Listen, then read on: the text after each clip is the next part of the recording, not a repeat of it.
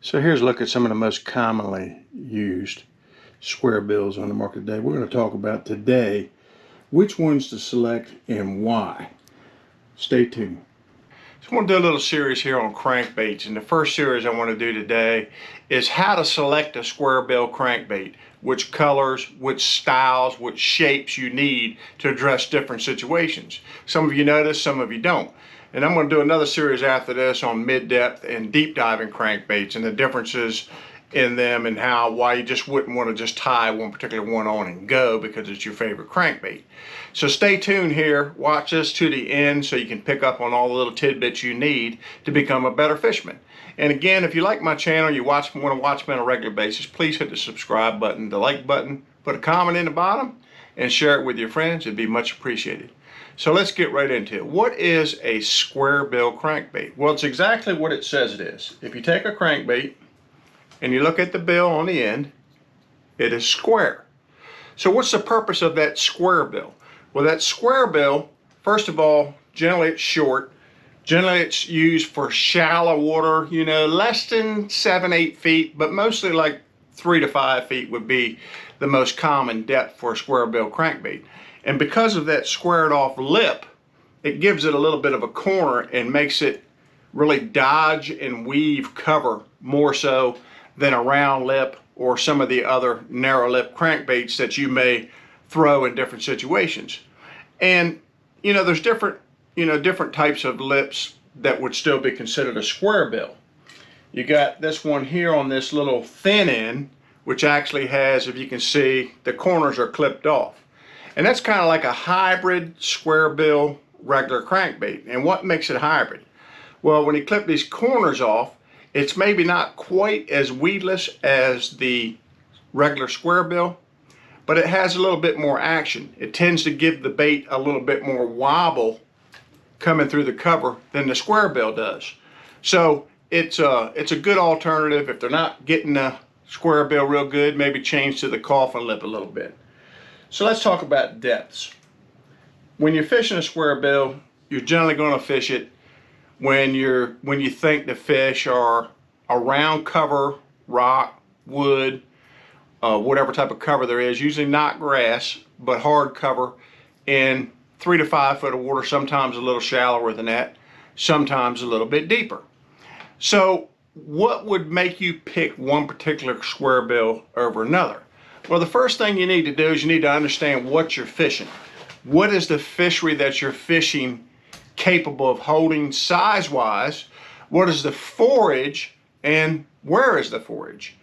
And if you decide that, this lake is pretty much an all shad lake, then obviously you're going to want to pick a Squarebill that has a shad color. If it's a clear lake with all shad or mostly shad as the main forage, then you're going to want to pick a natural color, shad color. This is green gizzard. And if it's a shad lake where, maybe the water's dingier, then you're going to want to pick a solid color. So this is not a clearish color. It's a natural color, but it's a solid color. So it's going to show up better in dingy water. And then when you get from dingy water to muddy water or dirty water, you're going to want to go to either a chartreuse blackback, something bright, or even a red crankbait. So that's what you want to pick based on a shad lake. Now, if the lake that you fish or the pond that you fish doesn't have any shad in it, it's probably going to have either bluegill or crawfish are going to be the next two biggest meals for the bass to have.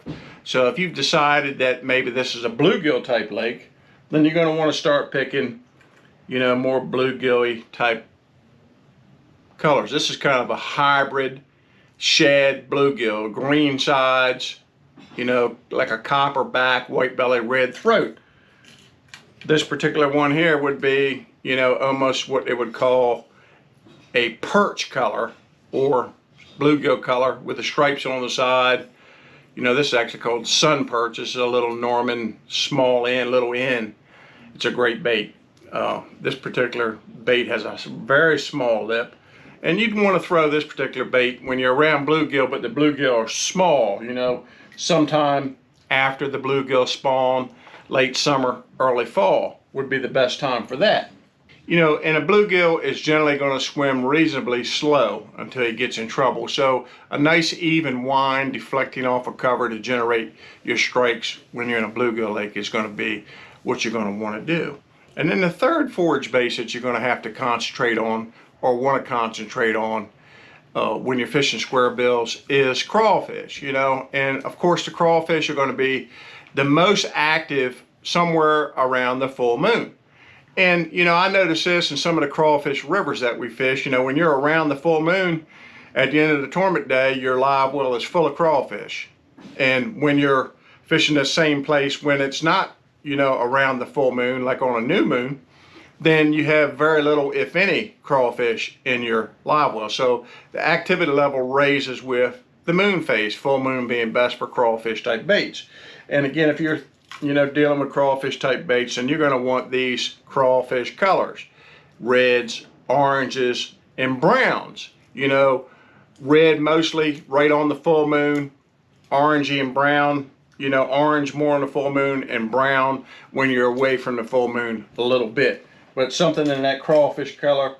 Here's another old crawfish cover, old Rebel Mini R, brown with an orange belly.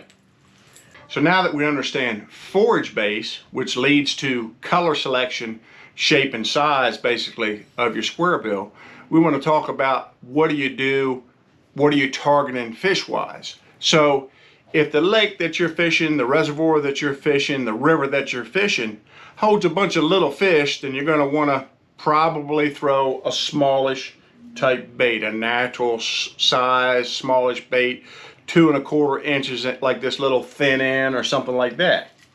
Whereas if the lake that you're fishing has much larger fish in it that are going to eat larger baits, and you're going to want to throw something like this big square bill, this old balsa B, regular balsa B, because it's going to catch you a bigger fish, or like this natural shad type of square bill, which is going to catch a bigger fish. You're not going to get as many bites, but you're going to catch bigger fish on it. So you want to size your bait according to the size of the fish that are in your lake or the size of the fish that you're targeting. Obviously, bigger baits generally catch bigger fish, smaller baits tend to catch smaller fish, and that's not true all the time. You can catch a big fish on a small bait and a small fish on a big bait, but generally that's how it works. Now let's discuss action and why action is important. And what I mean by action, how does the bait react in the water? Well, a general rule of thumb is the thinner your bait is, this way, see how this one's really thin compared to this one, which is really thick. The thinner your bait is, the tighter the wobble is going to be. And generally, a tighter wobble is better in clear water situations or under high pressure situations. Under low pressure situations or dirtier water, you're going to want the wider wobbling bait, or a bigger bait that displaces more water so the fish can find it easier. Another thing to consider with square bills is the buoyancy of the square bill, and that can be sometimes dictated by what it is made of. This particular OG Slim bait is a balsa or cedar bait. It's a wooden bait. It has a high floating capacity. So if you work this slowly through heavy cover, you can usually get it through the heavy cover just by just kind of delaying your retrieve a little bit when you hit something, because it'll float back up and over. And it works through cover a little bit better than some of these hollow plastic baits. Like this particular hollow plastic bait here doesn't come through cover quite as well because it doesn't have the flotation of the wooden bait. And you can take the same exact bait or look like the same exact bait, and this one has 3 or 4 big beads in it, which adds a lot of weight to it, which gives it sound, but it adds a lot of weight to it and keeps it down, where the silent crankbaits that don't have any beads in them are going to float a little bit higher. And talking about noise while we're at it, beads or no beads, no sound or sound, and every sound is not the same. Some crankbaits put off a real high-pitched sound from small titanium beads in them, and other crankbaits put off a low thud sound from lead beads in them, or some of them just put off like a one knock sound from one single bead in them, and then other crankbaits don't have any sound. And generally the rule of thumb on that is the dirtier the water, the more sound that you want. But that's not always the case. If you really pinpoint and target tightly, it doesn't have to have any sound. If you can put it where that fish is and you can sneak up on him with a silent bait, you got a good chance at catching that fish. And I think, you know, over the years I've watched this kind of change some to where, you know, back in the day we had some sound baits and then we had silent baits, and the sounded baits weren't catching them as good, and then the silent baits started catching them good, and then, you know, people got on the silent baits for a while, and then we're back to catching them on rattling baits again because, you know, people had quit throwing them for a while. So, you know, the fish definitely get conditioned to different sounds.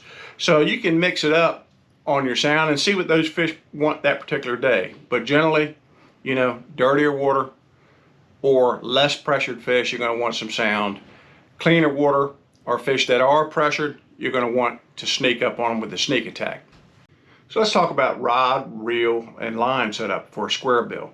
You know, as far as a rod goes, generally with a squarebill, for me, where I fish, a lot of cover and stuff like that, you're in pretty close corners making, you know, accurate casts to little small areas around a lot of brush. And you'll have a lot more accuracy if you shorten your rod up a little bit. So I think the ultimate rod length for me, and I'm 6'2", 6'3", is about a 6'6" rod, moderate action, maybe medium heavy fast if you're throwing a bigger squarebill, but for most of these average size squarebills, a 6'6" moderate's going to work for you. And I almost always, on pretty much every crankbait that I throw 10-pound P-line. I don't care if I'm throwing a deep diving crankbait, a mid diving crankbait, or a squarebill, I'm throwing 10-pound P-line.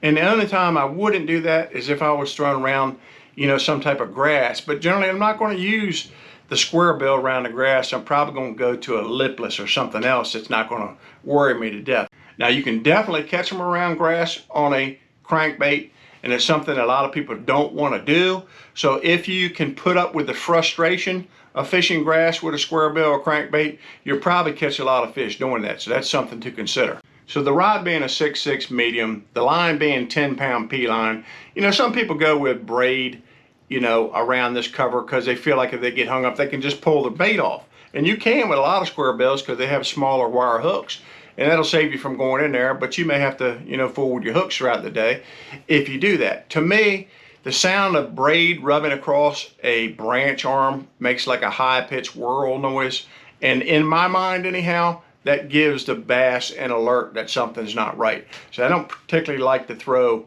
braid when I'm rubbing up against brush and things like that. So I stick with the P-line, which is a copolymer line. It's tough as nails type line. But as far as the reel goes, you don't want to move the bait extremely fast for a squarebill.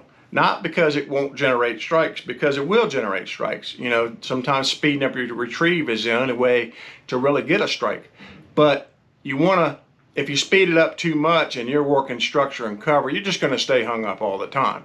So to keep you from just naturally doing that with a high speed reel, you're going to naturally reel it fast even at your moderate pace. You're going to want to slow that down a little bit. I find that, you know, maybe a 5.1 to 1 is too slow. That's more for the bigger crankbaits. That 6.1, 6.4, 6 something to 1 reel for me tends to be about the perfect reel for that situation of throwing squarebills. So don't discount a squarebill in any situation. Sometimes the fish are shallow when you don't think they are. If they're not catching them out deeper when you think they should be out there, you can't get them on anything. More than likely they've gone in shallow. And a lot of times, you know, I've had several tournaments over the years, or several just days fishing, where I flipped this bush, that bush, flipped this dock, that dock, did this, did that, did the other thing, and then finally picked up a squarebill and ran it through the branches of a tree and just started yoking them when nothing else would catch them. You would think, you know, you slow down because they're not biting, you know, flipping and pitching slow, working something slow through there, a jig, creature bait, worm, whatever it may be, would work. And you think, well, they're not here, but they are there a lot of times. So that's when you know, before you leave that tree that you're flipping and pitching, you need to pick up a squarebill or a spinnerbait or something else and work it down through those branches, and it may make a big difference in what you catch that particular day. So remember all the things we talked about here today, from selecting sound, no sound, clear water, dirty water, how deep you want to fish, what size fish you're targeting, all those things, moon phases and how it affects fish, where they're going to be, what they're going to want to eat, what's available to them. If you remember all these things and apply it to your fishing game, add it to the other things that you do well, become a good square bill fisherman, you will become a better fisherman. Again, thanks for watching and have a blessed day.